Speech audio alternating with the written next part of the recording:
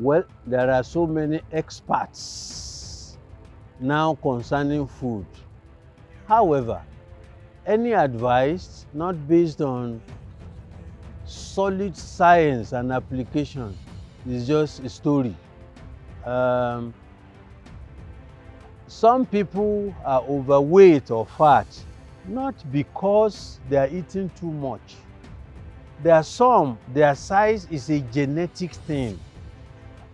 On the other hand, some have a genetic inheritance of being slim and trim, but because of access to abundant, palatable food, indeed, there was no way to stop eating. So, but for those who is because of excessive dietary intake, yes, there are two ways of doing it. Number one, it is not the foods that you avoid, it's the totality of the energy in the food, the totality of the energy intake. We know, of course, that fatty foods provide more energy. So maybe there is some reason to say avoid fatty food. Okay. But then it's not only fatty food, excess energy foods, even if it's from carbohydrate, they are stored in our body as body fat. And those gradually are the things that are responsible for adiposity.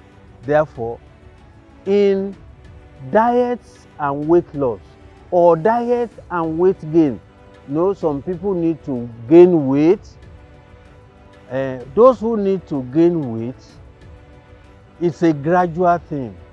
They pay attention to the components of the carbohydrate they are eating.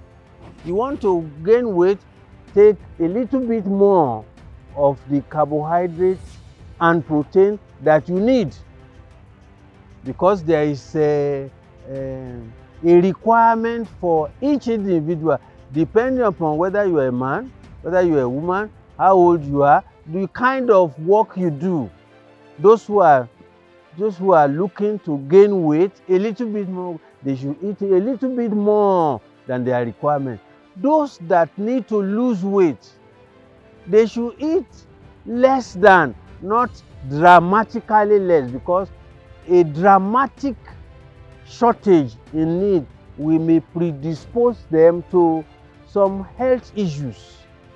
But a gradual thing. You need about 2,000 kilocalories of energy. Why don't you reduce it to 1,800? 1,800. The loss is gradual, but then the loss will not shake the health status of the individual.